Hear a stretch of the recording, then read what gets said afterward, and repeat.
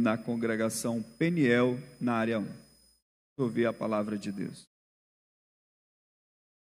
Glória a Deus. Certos irmãos e irmãs, cumprimento a todos com a paz do Senhor Jesus. Amém? Graças a Deus por esta oportunidade de estarmos na casa do Senhor para mais uma vez louvá-lo.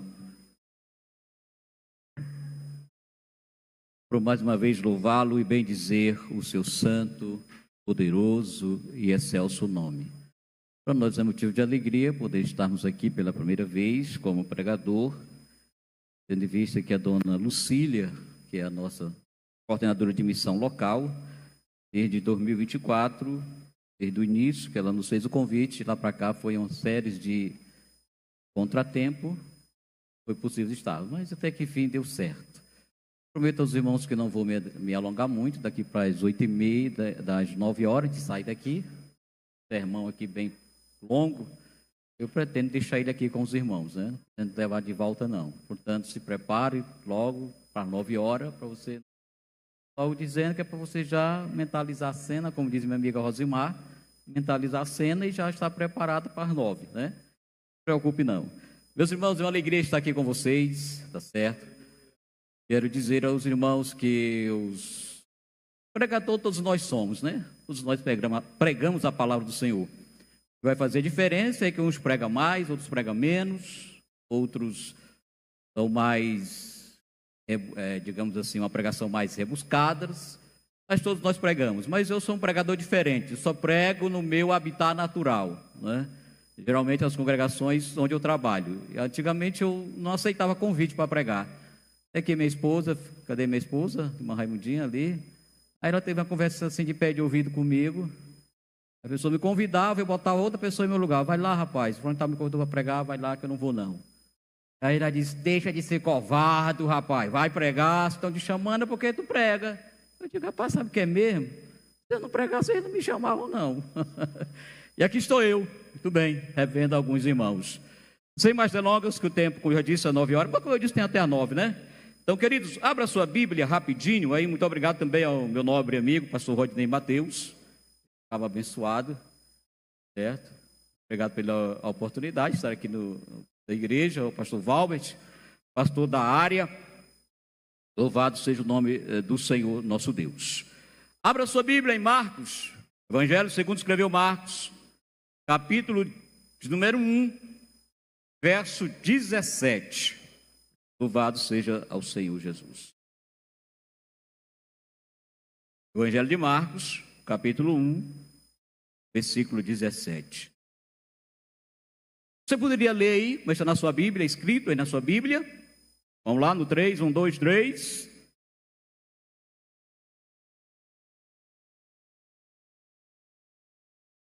Eita, pouca gente achou o Evangelho de Marcos, né? Mas eu vou dar sequência aqui para que você ouça. Jesus lhe disse, venham comigo, e eu vos farei com que sejam pescadores de gente. Na minha tradução diz gente. Queridos irmãos e queridas irmãs, sem sombra de dúvida nenhuma, a missão máxima da igreja é proclamar o Evangelho. Sem sombra de dúvida nenhuma, a missão máxima da igreja é fazer notório os feitos de Jesus.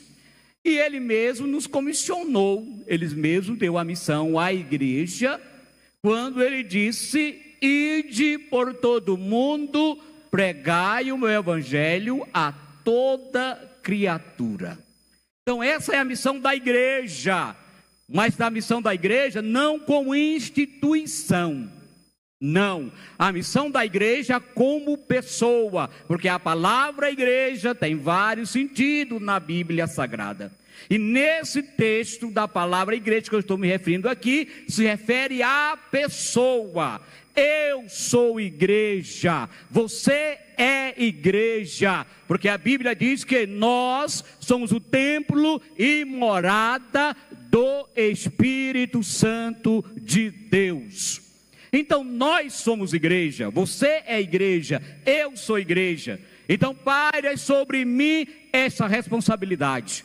A departamentalização é ótima, é excelente, é uma ideia que veio organizar a igreja, para que o trabalho avance, para que o trabalho prospere. Mas também, como tudo tem dois lados, tudo tem suas moedas, tem o seu positivo e o seu negativo. Quando se refere à departamentalização, que se refere nesse quesito de evangelização, o que é que a igreja faz? Cria grupo de evangelismo? Não. Responsabilidade de evangelizar é tua, Laércio. Tu tem um grupo de evangelismo, te vira aí, é tua responsabilidade. A responsabilidade agora passa a não ser da igreja, mas passa a ser do grupo. E muitas vezes a maioria não agrega, não habita, não compõe esse grupo. Louvado seja o nome do Senhor nosso Deus. Mas aqui está Jesus dizendo para nós: vem comigo, eu vos farei pescador de gente. E no momento que eu e você aceitamos a Cristo como Salvador, Ele disse: vem comigo, tem uma grande comissão para que você faça parte dela.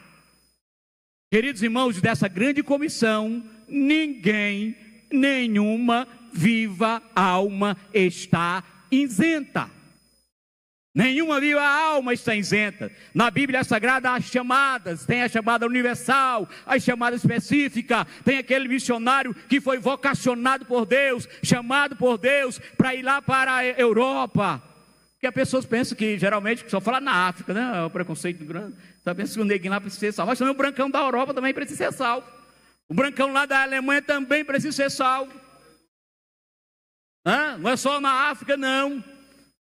Na Índia também precisa ser salvo. Então quando a gente pensa nisso, há aqueles que foram chamados e vocacionados para ir a estes lugares, deixando sua família, deixando sua pátria, deixando seu emprego, deixando seus amigos e ir cumprir a chamada específica. Mas cada um de nós temos a chamada universal. E talvez você possa dizer: mas pastor Ribamar, porque também, irmão, nós temos a ideia de que campo missionário só é local longe do nosso alcance. Nós temos a ideia de que campo missionário só é locais longe do nosso olhar. Não, campo missionário é perto, está perto de nós. A tua casa é um campo missionário, a minha casa é um campo missionário. Quer ver uma coisa aqui? Levante a mão só para constatar. Levante a mão quem tem parentes e famílias que não são crentes. Levante a mão. Olha aí, hein? Olha aí o campo missionário aparecendo. Olha o campo missionário surgindo. E aí Jesus chama você para ser um pescador de gente. Jesus chama para ser você, para cumprir na sua vida aquilo que a palavra diz. Crer no Senhor Jesus. Eu creio nessa promessa. E Deus tem salvado a minha casa, a minha família, mas ainda salvará alguns ainda, falta ser salvo, mas boa parte já foram salvas. Eu me lembro, irmão, só de uma época que tinha nas Assembleias de Deus, era conhecida por um quem? Vamos lá, lembra o versículo que tinha bem aqui? Lembra aqui na Coab tinha, inclusive aqui na Coab tinha. Lembra aqui, como era que dizia? Crê no Senhor Jesus e será salvo tu e a tua casa. Louvado seja o nome do Senhor. Então o primeiro passo você tem, era a marca da Assembleia de Deus, dos púlpitos da Assembleia de Deus no Brasil, era esse versículo de Atos: crê no Senhor Jesus e será salvo tu e a tua casa. Então o primeiro passo você já deu, o primeiro passo eu já dei, eu aceitei a Jesus, você já aceitou a Jesus, falta cumprir agora a outra parte. E qual é a outra parte, pastor Ribamar? Que a minha casa seja salva. Você pode dizer assim: qual é a outra parte? Você vai dizer: profetize nesta noite sobre a sua casa, a sua família. A minha casa, ora irmão, 1, 2, 3, profetize isso. A minha casa será salva em nome de Jesus, porque eu creio nessa promessa e ela é para mim. Louvado seja o nome do Senhor nosso Deus. Porque Jesus nos chamou, queridos irmãos, para ser pescadores de gente. Eu estou trabalhando numa congregação e eu perguntei lá: só tem gente rica, não passou por isso. Mas eu pergunto aqui: porventura tem alguém aqui que já teve a experiência de pescar, mesmo como não sendo profissão, mas pescar por hobby, por esporte. Quem fez? Bora, cadê os pescadores aqui? Os machos que deixam a esposa, deixam a família, vai pescar, vamos lá. Só uma mãozinha que levantou lá, os outros não pescam? Não para lá, outra mão lá, levantando, é o Ribamar lá, o meu xará lá, aparece o Ribamar, muito bem. Então, queridos irmãos, ser pescador, eu fui pescador de profissão, pescador para viver, para sobreviver. E pescar não é fácil, pescar exige algumas qualidades nossa do pescador, e a primeira qualidade que exige de um bom pescador é a paciência. Hein? Paciência. Se você for pescar, você tem que ter, sobretudo, paciência para armar o engancho, jogar a tarrafa. Às vezes você fica morto de jogar a tarrafa, joga para cá, joga para lá, vai mais para frente. O pescador profissional experiente, ele já sabe aonde o peixe está, né? Mas muitas vezes ele se engana, porque a experiência, dizia a vovó, que a experiência é que põe a boca, o cachimbo põe a boca torta, né? E muitas vezes ele erra a experiência dele, e aí ele tem que ter paciência de ir até onde o peixe está, e não desistir, e não voltar atrás, até que volte com a sua canoa, com a sua caixa, com seu isopor, cheia de peixes. Louvado seja Deus. Da mesma forma, queridos irmãos e queridas irmãs, somos nós, como pescadores de gente, nós temos que ter paciência. Mas isso ninguém quer hoje, com esse mundo que vivemos hoje, ninguém quer. Qual é a nossa? É claro que esse é natural do ser humano. Qual é o nosso desejo? É que da primeira vez que evangelizamos a pessoa, que ela de pronto já diga: eu aceito a Cristo como meu Salvador. Mas isso não acontece, hein? Isso não acontece. Tem exemplo da minha esposa que orou quase 15 anos evangelizando a mãe dela, até que um belo dia a mãe dela aceitou a Jesus como Salvador. Então precisa de paciência, irmãos. Ah, pastor, mas eu já evangelizei o meu vizinho, esse vizinho miserável, não quer nada com Deus. Quer, irmão, é no tempo de Deus, porque a minha missão e a sua missão qual é? Pregar o evangelho. A Bíblia diz: ide por todo mundo e pregai o evangelho. Meu irmão, a minha missão e a sua missão é pregar. O resto, quem vai fazer? Quem é? Me ajude aí, vamos lá, 1, 2, 3. Quem vai fazer o resto? Quem é? O Espírito Santo de Deus, diz as Sagradas Escrituras, diz a Bíblia, é Ele quem convence o homem do pecado e da justiça. Louvado seja Deus. Portanto, nesta noite eu quero dizer para você: não desista da sua casa, não desista da sua família. Seja esse missionário lá que a Bíblia está dizendo, seja esse pescador lá de gente que a Bíblia está dizendo. Não tem uma única vez que eu dobro os meus joelhos para orar, que a minha primeira oração é: Senhor, salva a minha casa. Senhor, liberta os meus familiares, para que um dia eles vejam a verdade que eu vi e caminhem rumo ao céu de glória. Porque a Bíblia também, queridos irmãos, acerca da questão desse item, a Bíblia diz: o que adianta o homem ganhar o mundo inteiro e perder a sua alma? Do que adianta você ser um bom profissional, granjear muito dinheiro na sua conta bancária, ser um bom em todas as áreas da sua vida, e perder a sua casa, perder a sua família? Porque a Bíblia diz que o bem mais precioso que nós temos, irmão Isaac, qual é o bem mais precioso que nós temos? Além da nossa alma, a nossa família. O bem mais precioso que você tem não é a sua fazenda cheia de gado. O bem mais precioso que você tem não é a sua empresa prosperando. O bem mais precioso que você tem é a sua casa, é a sua família. Irmão, eu acredito que é uma felicidade enorme para aqueles familiares que todos membros da família já professam a fé e caminham rumo ao céu de glória. Louvado seja o nome do Senhor. Então eu quero que você grave nesta noite a primeira qualidade, você como pescador de gente. tenha paciência e espere em Deus. Agora tem o outro lado, como eu disse que tudo tem as duas moedas, tem o outro lado da moeda. E a outra da moeda eu pergunto, como está sendo eu e você na nossa casa como missionário? Como é que os nossos parentes estão vendo a nossa conduta como missionários? Será que estão sendo o açougue, que tem os dois lados, o que repele e o que atrai? Será que qual lado nós estamos sendo? O que repele ou o que atrai? Eu espero que você esteja sendo o que atrai. Porque, irmãos, muitas vezes nós também precisamos saber como evangelizar. Não é? Saber como nos portar. Porque às vezes você pensa que os nossos familiares, apesar de convivermos com eles, você pensa que eles não estão olhando os nossos comportamentos. Às vezes você pensa que eles estão olhando como nós nos comportamos, como nós agimos em relação a eles. E eles estão de olho em nós.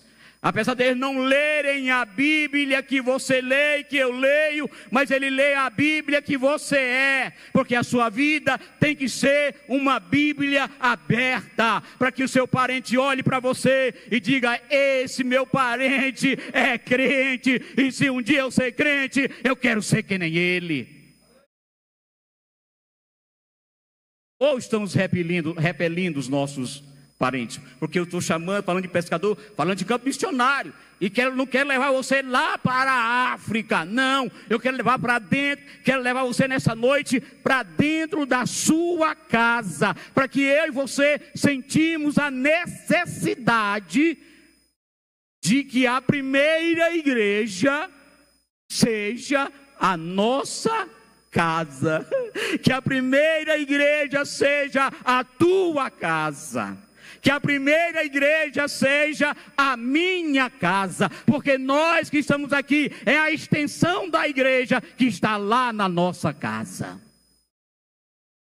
Então, nesta noite, queridos irmãos, que refletimos sobre isto, sobre essa necessidade de olhar para esse campo missionário que é a nossa casa e nos empenharmos para que todos que fazem parte da nossa família caminhem rumo ao céu de glória. Porque tem muita gente impaciente, irmão, perdendo. Eu ouço irmão dizer: irmão, não vou mais evangelizar aqueles miseráveis da minha casa, não. Aí lá que elas não querem aceitar Jesus. Ei, irmão, é no tempo de Deus. Tudo está no seu tempo, é no tempo dele, é na hora dele, e para isso você precisa ter a paciência de esperar em Deus. Me ajude aí os teólogos. A Bíblia diz que 1000 anos para Deus é como e um dia é como 1000 anos, irmãos. Talvez nessa noite você possa até já ter pensado: vou desistir de orar pelaquela minha mãe, vou desistir de orar pelaquele meu irmão. Esse não tem jeito, é um perdido, ele não quer nada com Deus. Quer sim, meu irmão, ele quer sim, e você como missionário não pode desistir dele. Você como missionária não pode desistir dela. Deus nos trouxe aqui nesta noite para dizer isso para você. Você não pode desistir da sua casa. Então o item número 1 para um bom pescador, ele precisa de... Vamos lá, igreja, precisa de paciência. Paciência para esperar em Deus. E o segundo item que um pescador precisa, queridos irmãos, é coragem. Bicho de coragem é pescador. Hein, Nilson? É pescador? A Nilson aqui é pescador. Bicho de coragem é pescador. Hein, irmão? É coragem. Pescar de curru, já pensou a ideia? O Nil é pescador mesmo, tá indo aqui. Pescar de curru, você tem a ideia, irmão? Tacar o curruzão dentro da água, você não sabe o que tem lá dentro, botar a mão lá dentro, pode ter uma cobra, uma piranha, uma raia, um jacaré, hein? Buraqué. Então tem que ter coragem. Pescador é bicho de coragem. Quando a tarrafa engancha lá no fundo do rio, com 3, 4 metros de profundidade, Aqueles cabas lá da Petrobras não são profissional, não. Ele mergulha todo equipado, vai lá no fundo. Quero ver o cara mergulhar de 6 metros, sem nenhum equipamento, Leandro. Sem nada, mergulhar, tchum. Ele não sabe o que espera ele lá embaixo, que ele não está vendo. Ele sabe que a tarrafa enganchou, está lá enganchada. Mas ele não sabe se é um sucururu que está enrolada lá nela. Ele não sabe nada disso. E ele vai com a fé e a coragem e mergulha e vai atrás do peixe. Vai lá e mergulha e desengancha a tarrafa. Então precisa ter coragem, queridos irmãos. Você como pescador de alma também precisa ter coragem de não voltar atrás, coragem de enfrentar os desafios da vida lhe oferece. Vou dizer só uma congregação que eu trabalhei 5 anos e 4 meses. E o desafio de evangelizar lá não é fácil, em todo lugar não é fácil, mas sobretudo lá. E aí nós fizemos uma campanha, foi 1 ano evangelizando casa por casa. Todo domingo nós estávamos na rua. E aí minha esposa e minha filha dividimos a equipe, ficou eu, minha esposa e minha filha numa equipe, e fomos para uma casa. Estamos lá evangelizando, irmãos. Quando pouco que não, sai um caba de dentro com um facãozão. Olha, um facão colinho, aquele Tramontina original. Saiu de punho. Sabe? Irmão, o que você faria numa casa? Hein? Você está sentadinho lá de boa, me desculpa a expressão, né? De boa, sentadinho lá, bem acomodado. De repente surge um elemento que nem tocha. Daquele jeito, tocha, você sabe o que eu estou falando. Daquele jeito, sobre o efeito, daquele jeito. Efeito de tudo quanto não presta, tudo quanto é drogas. E surge na sua frente, com um facão em punho, em mão. Qual seria a sua reação? Você correria, se levantava, deixava as percatas, ia embora, não voltava mais. Hein? Correr, né?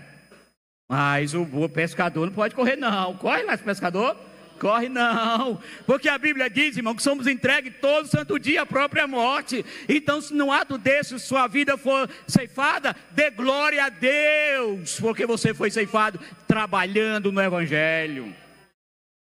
E aí nós enfrentamos o desafio. Não vamos correr daqui não, mulher, vamos lá, deixa ele passar aí. Trabalhamos, fazíamos culto de rua. O culto de rua estava vazio, sem ninguém no culto de rua, só as cadeiras e alguns crentes. Quando a polícia aparecia na parada, o culto de rua enchia. Ficava lotado daquele menino. Vocês sabem, sem dizer o resto. Hein? As cadeiras ficavam lotadas. Todo mundo aquele ali era crente. Hein, pastor Rodney? Já pensou? Pensou, irmão? Hein? Não pode correr não. Quando a polícia aparecia, o culto ficava maravilhoso. Eu digo, vou ligar para a polícia vir todo o culto para cá. É certeza que vai ter cadeira cheia. É certeza que o culto não vai ficar vazio, sem ninguém para ouvir a palavra. Hein? Eu tinha uma moto branca. Os irmãos me lembram aqui, se eu conhecia, uma XTZ branca. Passei quase 20 anos com ela. E no tempo da polícia eu usava aquela moto branca, né? A Honda usava a moto branca. E aí tinha vigília às 5 da manhã. Eu ia para a igreja das 5 da manhã às 4 da manhã para a vigília. Quando eu descia, só vieram a carreira, é a polícia. Até quando eles passaram a conhecer, não, é o irmão. Então, queridos irmãos, precisamos de coragem. Coragem para vencer, para lutar contra a barreira da incredulidade. Então isso pode dizer, mas pastor, nenhum desses desafios aí se apresenta na minha casa, no meu lar, no meu círculo de amizade. Mas se apresenta a barreira da incredulidade, que precisa ser vencida, que para isso precisa de coragem, precisa de homens e mulheres corajosos, para não desistir, para não voltar atrás, para não olhar a sua chamada, porque irmão, a igreja tem essa missão. A igreja foi chamada, a Bíblia diz que nós somos como igreja, fomos chamados para fora do mundo, para conquistar o mundo com a mensagem do Evangelho. Então a segunda característica de um bom pescador é ter paciência, a primeira. A segunda é ter coragem. Porque irmão, pregar o Evangelho, doutora Kézia Raposo, pregar o Evangelho exige coragem, ousadia, intrepidez. E é por isso que a Bíblia é bem clara em bem orientar a nós a buscar o revestimento do alto, a buscar o revestimento de poder, a buscar o batismo com o Espírito Santo, para termos coragem, para pregar o Evangelho com intrepidez, para termos ousadia. Queridos, o texto que diz que as portas do inferno não prevalecerão contra a igreja, segundo os teólogos, dizem que esse texto está dizendo o seguinte: não é o inferno que tem que atacar a igreja, não é o inferno que tem que atacar a porta da igreja, mas é a igreja que tem que atacar a porta do inferno. Louvado seja Deus! E quando é que isso acontece? Quando a igreja ataca o inferno? Vamos lá, 1, 2, 3. Quando é que a igreja ataca o inferno? Quando pregamos o Evangelho. Quando você prega a palavra, você está atacando frontalmente a porta do inferno. Você está indo em contrário, está indo em ataque direto com o inferno. É por isso que quem é missionário tem uma vida atacada. Deixa eu dizer uma coisa para você nessa ficar sossegadinho, tranquilo, viu? Quem tem essa missão e que é um missionário, que tem essa chamada para ser pescador de gente, ele é atacado. O inferno se levanta contra ele. Trago mais uma vez e encerro aqui, irmãos, que eu gosto de cumprir horário. Encerro já, depois eu venho em outro momento e continuamos pregando a mensagem. Trabalhei numa igreja e uma irmã que era acomodada. A irmã não se envolvia nem em trabalho de nada, acomodada, né? Aqueles irmãos mesmo que são a famosa expressão crente de banco, hein? E eu disse: irmã, você tem que se envolver com o trabalho, meu irmão, vamos lá. E aí ela aceitou o vocativo e começou a se envolver com o trabalho. Começou a ir para os evangelismos, começou a pregar o evangelho. E aí o dia ele procurou e disse: irmão Ribamar, não vou mais participar de evangelismo, de nada disso. Eu digo: por quê, irmã? Minha vida estava maravilha, meu irmão. Minha vida estava boa. E depois que eu me envolvi com o evangelismo, um negócio aqui fechou o tempo para a minha casa. É um problema atrás do outro. Eu digo: se acalme, não se preocupe. Isso daí faz parte. Faz parte daqueles que foram chamados para levar o evangelho. Faz parte, minha irmã. Não se preocupe não, porque maior é o que está com você do que o que está no mundo. E Deus dará a vitória sobre todas essas coisas, sobre a sua casa e sobre a sua vida. E é isso, irmão. Porque é isso que acontece com as nossas vidas. A igreja não foi chamada para estar no comodismo. Vamos dar uma passadinha mais um pouquinho atrás. Vamos olhar pelo retrovisor e vamos ver a igreja primitiva. O que é que ela era, irmão? Como era a igreja primitiva? Me diga aí. Os teólogos que estão aqui, os estudiosos, né? O que é que a igreja primitiva sofreu? O que a igreja primitiva passou? O que ela enfrentou? Perseguição, morte, crente sendo decapitado, crente sendo torturado.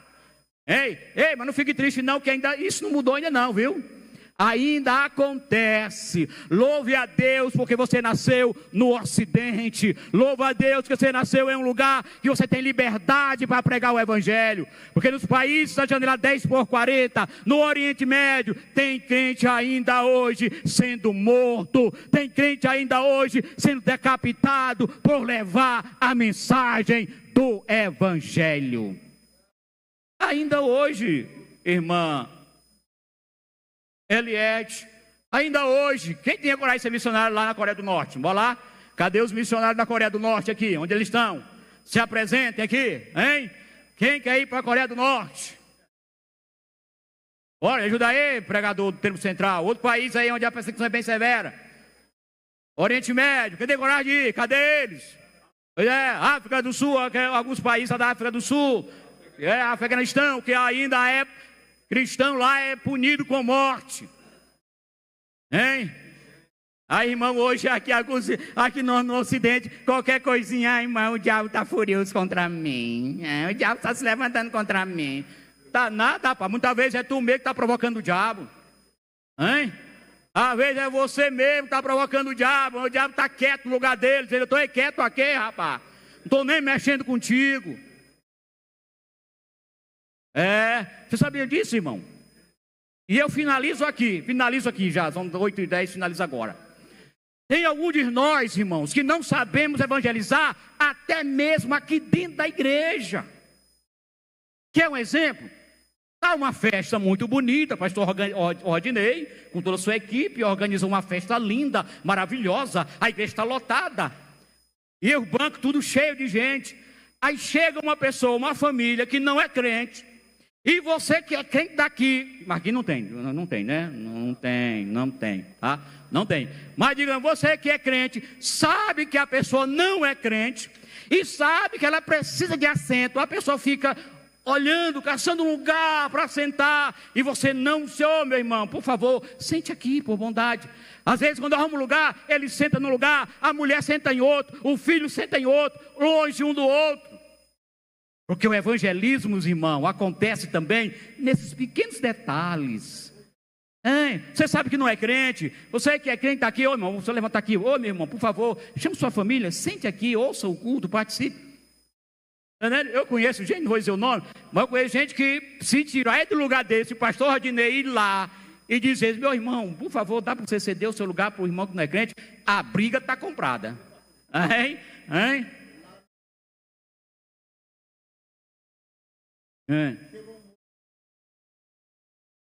Lá naquele que teve aquela cruzada com o pastor. Isso. Aí tinha um moço lá, eu peguei uma cadeira, botei ele. Quando fizeram o apelo, eu peguei ele, foi ele, a filha dele. Olha, um ato de delicadeza, se sentiu acolhido por ter dado um assento, um simples assento.